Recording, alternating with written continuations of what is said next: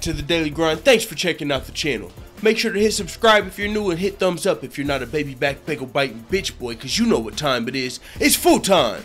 MMA. Timon. That's who it is. Yo, I finally thought of it. I was like, man, Max Holloway reminds me of somebody. He looks so familiar. And it's Timon, bro, from The Lion King. Timon and Pumbaa, you know? Oh, God. Tell me Max Holloway don't look like Timon, bro.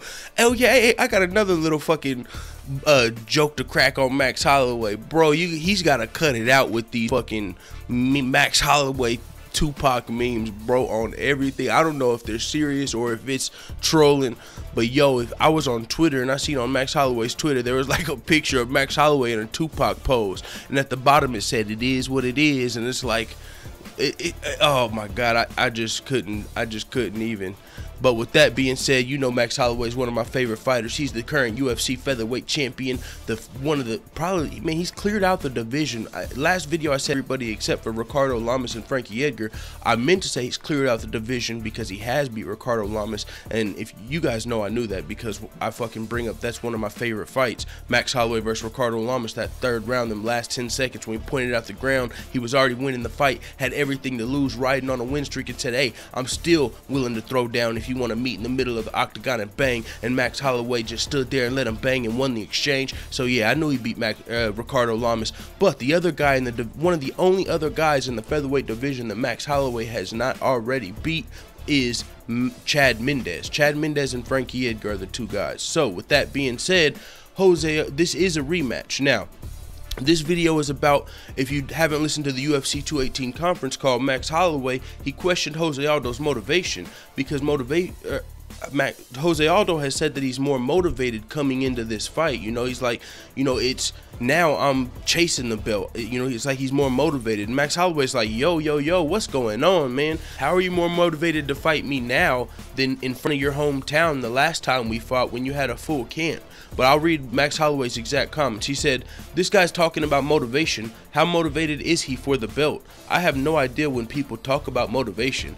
This guy was fighting in his hometown as the champion, and for him to be saying motivation now, he feels more motivated fighting for your country and fighting in front of your people for your belt. That's not enough motivation. What's going on?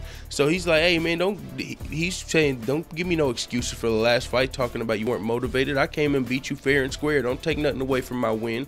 I dismantled you, and that is what happened in that second and third round. You know what I'm saying? Max Holloway came alive, whatever the fuck happened, and got the job done. And that was a huge win for Max Holloway's legacy. Jose Aldo, before the Conor McGregor incident, was literally the featherweight king for, well, over 10 years. I mean, so Jose Aldo is not just a fucking ringer or just some scrub. You know, when you beat him, it means something. He just beat Frankie Edgar at UFC 200 after the Conor McGregor loss. He still beat Frankie Edgar, one of the best. Frankie Edgar was the guy that was about to be fighting for the title. So you know what I'm saying? Jose Aldo is still a force to be reckoned with. But so you can't take nothing away from Max Holloway's win. Now, Max Holloway continued. He said, I'm motivated. The belt is great, you know. You know what comes with the belt? Bigger paydays, pay-per-views, and a lot of stuff. But a belt is a belt, and a fight is a fight. I don't want to go out on my butt, get my butt whooped, get my ass whooped in front of millions of people watching at home. So yeah, you know, that's more about the motivation. Like, how are you not motivated to keep that belt? But one thing in Jose Aldo's defense, I gotta be fair here. Jose Aldo could actually have a point. I mean, a lot of people, especially in Jose Aldo's camp, if you're Jose Aldo, could have considered that Conor McGregor loss a fluke. You know, hey, I didn't really get to fight. I got knocked out in 13 seconds. I never got my rematch. And then after the Conor McGregor fight, he went on to beat Frankie Edgar, another top featherweight. So after he beat Frankie Edgar, he could have got back, you know, and he got his belt back. Jose Aldo, he was the featherweight king for a long time. You know, before he lost to Conor McGregor, he was the champ for over 10 years. There's something to be said for being at the top for so long and being content with your belt. So if Jose Aldo considered that Conor McGregor a fluke, which why wouldn't he? You know, 13 seconds, never got the rematch. If you're Jose Aldo, of course you're going to consider that a fluke. You go to beat Frankie Edgar, maybe this loss to Max Holloway, where he actually, you know, you can't take nothing away from that. It wasn't a fluke. It wasn't a under 20-second knockout. You were winning the first round, and then you went on to get beat down by Max Holloway. That could have been a wake-up call. So it might not be about you. He's fought in front of his people before. Of course, that's motivation. Of course, keeping the belt's motivation. But he's been there, done that, been there, done that. He was the king for over 10 years. But you know what? He hasn't happened to Jose Aldo in a long time. What happened? What has not happened to Jose Aldo in a long time is what Max Holloway did to him. That could have been a wake-up call, getting beat down over the course of 2 rounds and getting knocked out in front of your home crowd. That's a fucking wake-up call. So we'll see what happens in this fight. I mean, Jose Aldo was actually looking good in that first round. So as I said, he was the featherweight king. You definitely cannot count Jose Aldo out, even if you are questioning his motivation. So I hope Max Holloway, he's on a full camp. I mean, so even if Max Holloway is questioning Jose Aldo's motivation, you ain't got to question Max Holloway's. I'm sure he's still going to be training as hard as possible. He's, young. He's new blood. He's still got his sights set on the future. Multiple, you know what I'm saying? He's still green. Fucking, I can move up in divisions. Max Holloway still got room to grow. He's so young. So with that being said, I'm still picking Max Holloway to win this fight. But I mean, I can kind of see where Jose Aldo's coming from.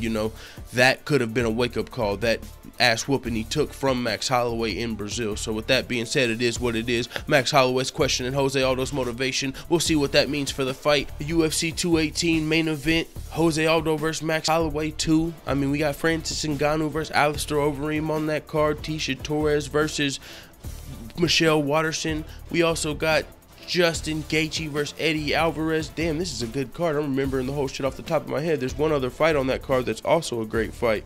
UFC 218, man. I just fucking jinxed myself by saying this is a good card. Sergio Pettis versus Henry Cejudo. Let's fucking go. It's coming up in about 1 week's time. We got UFC Shanghai coming up this weekend. Michael Bisping versus Kelvin Gastelum.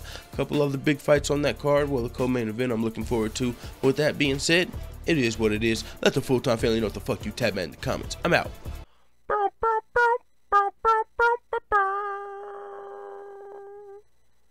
Da da da da da. It's the motherfucking DOG.